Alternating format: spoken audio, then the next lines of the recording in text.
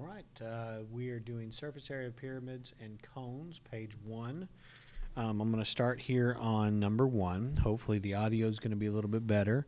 Apologize if it gets a little bit distorted now.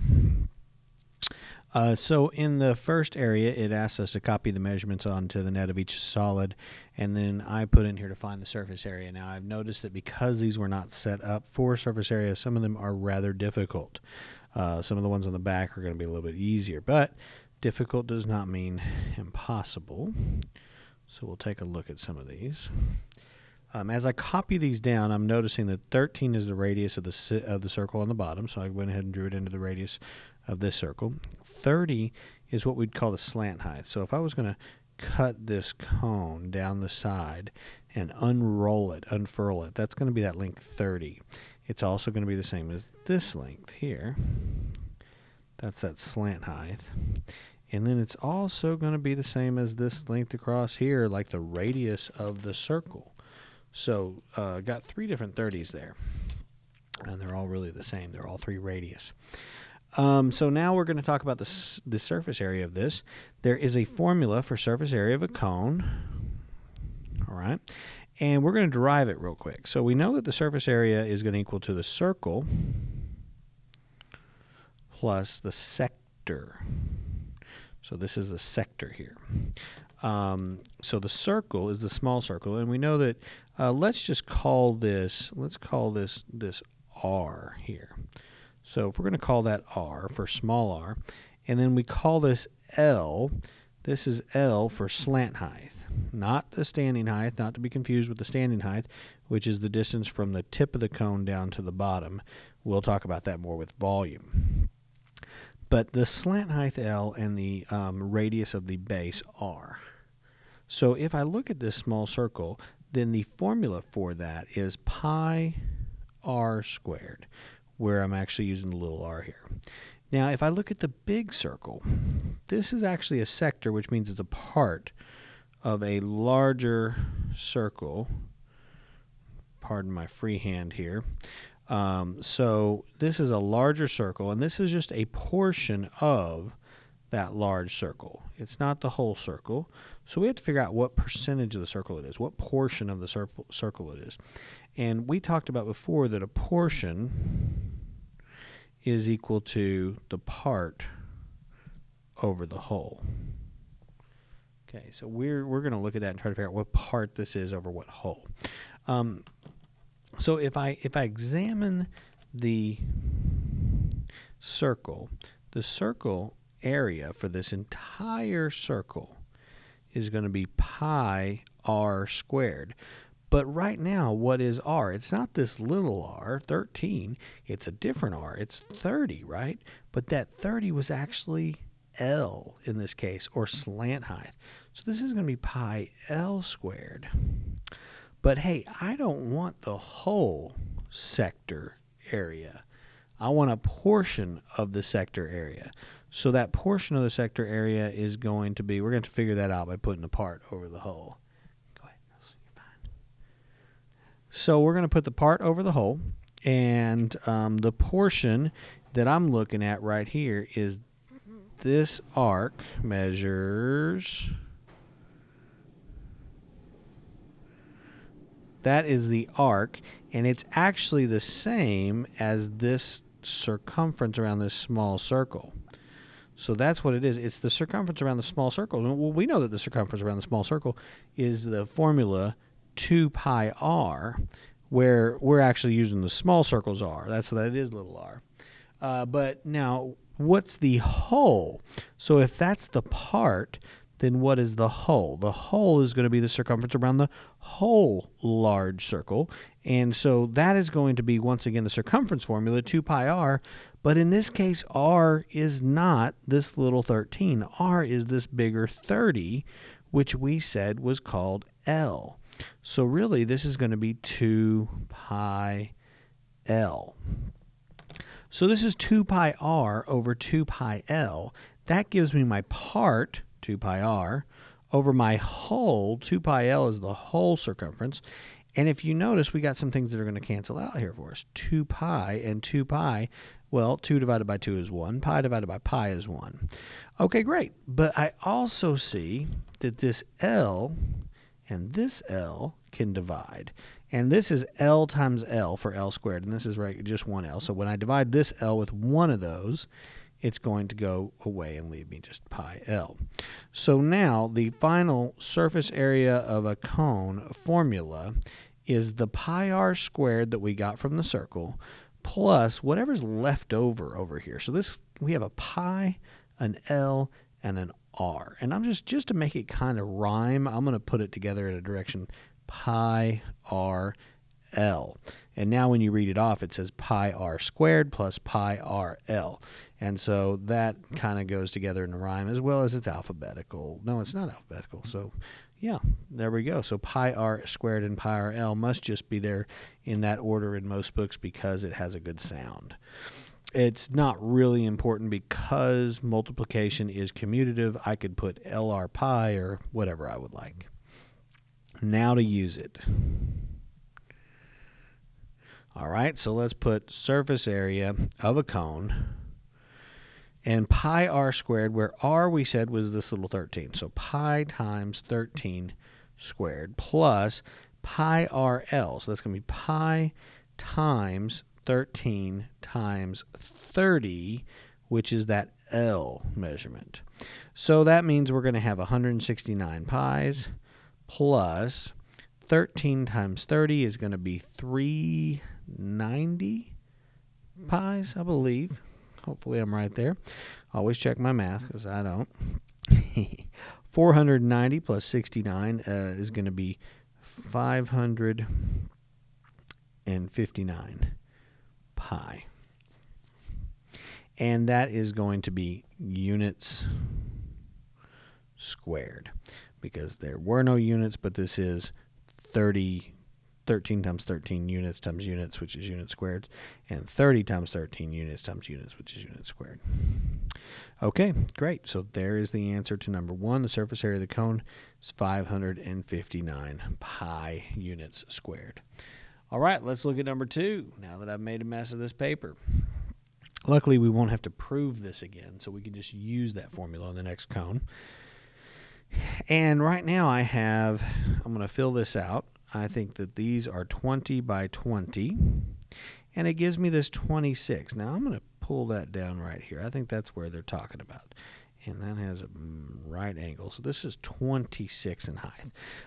Since these are 20, 20, 20, 20, and we're going to assume that this is a right pyramid, not a oblique pyramid. We're not going to assume that it's leaned over. If it's leaned over, it becomes too difficult for us to work without some trigonometry and some angles that we don't have. So we have to make the assumption that it is standing straight up. It's a right pyramid. And because of that, and all these are 20s on the bottom, then all of these sides are going to be congruent here, and that's going to be a 4 congruent triangles. Because of that, I know that I just need to find one of those triangles, and I need to multiply by 4. So let's start by finding the area of the square. The area of the square is 20 times 20, which is 400 units squared. Now let's find the area of the triangle. So the area of the triangle is going to be that base times height divided by 2, which is 20 times 26 divided by 2. And just a little quick, when I do math in my head, I always find the easier thing to cut in half. Sure, I could cut 26 in half and do it times 20, but man, I like tens. So 20 divided by 2 is 10. 10 times 26 is 260 units squared. Make the math work for you. Okay, and then now I need to figure out what the surface area is. So surface area, our basic definition that we keep going back to, is that the surface area is the sum of all areas. So it's the sum of all the walls and the bases, all the lateral areas and the bases. And so if I do that, I'm going to say, look, that means that I need a square plus 4 triangles. And all the triangles are the same, so I can just copy those down. That means that I'm going to have 400 units squared plus 4 times 260 units squared. So multiplying out 4 times 260, I'm going to get 4 times 200 is 800. 4 times 60 is, I shouldn't put equals, 4 times 60 is 240. So that's going to be 1,040 units squared. Adding those together, I'm going to get 1,440 units squared. 1,440. That's, 10 gross. In case you don't know what a gross is 144. That's 10 times 144. Or a dozen times 10. There we go. Number 2 is finished. So number 4, I'm going to ask you guys to skip.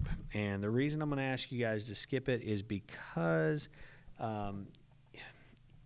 we can go ahead and fill in the chart part of it, but as far as finding the surface area, it is a beast, and it isn't necessarily even something we can do at this point. So we're just going to skip finding the surface area on number 4. Okay, and apologize, I'm getting some stuff knocked out of the computer here. So let's go to number 3. Number 3, we have a pentagon, pentagonal pyramid, and we had this 8.9, and that was called the apothem. The apothem. That's that apothem. Okay, and then we also had, I'm going to go ahead and do it over here. This distance right here was 21.9, and that is that slant height L. And that may be different in some different problems. That slant height may be different for each triangle. However, because these pentagons are regular, and if they're not, we can't work it. So we have no choice but for them to be regular, or else we just have to say we can't work it.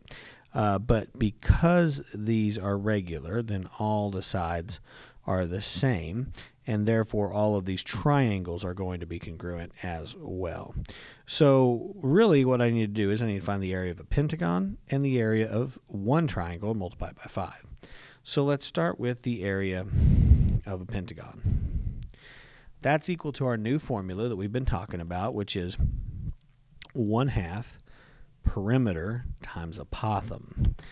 So 1/2, the perimeter of this pentagon is 5 13s added together. So that's going to be just 5 times 13. And then the apothem is 8.9.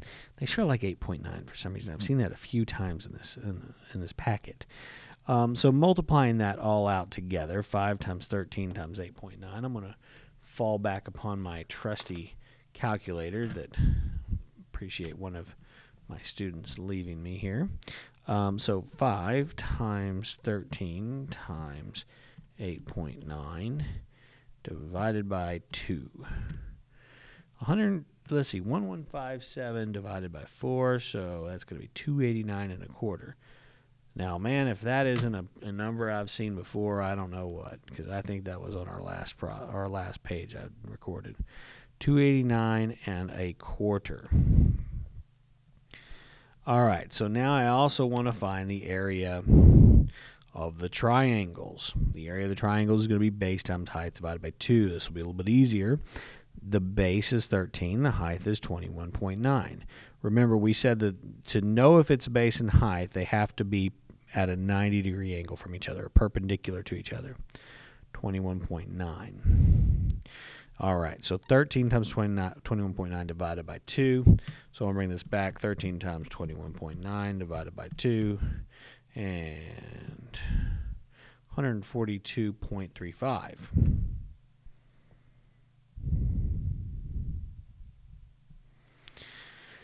Okay, so now to do the surface area is going to require us to find the total of all of them. So that means I'm going to take and do 1 pentagon plus 5 triangles. So that's going to be 289.25 plus 5 times 142.35. And put all that together, and the surface area times 5 plus 289.25 equals 1001 even. Well, wasn't that just fancy dancy? And that's units squared. Okay, and finally, I'm going to work number 6 down here. I'm leaving you guys the cone to work out. We now have our formula, so that'll make that easier. So it looks like this is 33, and this is 14. And they gave us this height here of 24. Now, remember, they didn't expect you guys to be doing the surface area on this. Mr. Conaway added that. Mr. Conaway's kind of a meanie. So I'm going to have to show you how to transfer, because the slant height of 24 is not necessarily the same slant height coming down these other triangles here. So I don't know that those are going to be the same slant height. I don't know what this height is, but I'm going to call this L right here. And we're going to try to find this slant height. So first off, we need to make a triangle and find the standing height. So if I was to drop a line right there, and then if I pull this out, if you were to look at this from the side, you would see a triangle. And it's actually going to be a right triangle. And I'll show you what that triangle looks like. Here we go. So if you're looking from this view right here, then you're going to see this triangle where 24 is the hypotenuse, and it's a right triangle. Now, you might think that we don't know either of the other sides. Well, we do, because we know that this is going to drop right down the middle, since it's a right pyramid. Then this is going to be half of the 14, so that means that the bottom is 7. And then I can go back and use a squared plus b squared equals c squared, which tells me that 7 squared plus, we're going to call this h for standing height of the shape. So I'm going to call this h squared equals 24 squared. Okay. So that means that I'm going to have 49 here plus h squared equals, and let's see, 24 squared, oh man, was that 586 or something? I don't know. 576. All right, 576. And then I'm going to subtract the 49 from it. 527. So h squared equals 527. Let's see, is that going to be divisible by 5? No, I mean by 5. By 3. 2 plus 7 is 9, plus 5 is 14, so no, not divisible by 3. I don't think there's going to be a good 527. I don't think there's going to be a good square root. No, so it's just going to be the square root of 527. H equals the square root of 527. That's just plain nasty. Wrong. It's horrible. All right, but we're going to deal with it. So in order to find this height coming down this place, I need to look at another right triangle here. So I'm going to pull another one out that's going to look like this. Okay. And it's going to have this length L, this slant height that I don't know.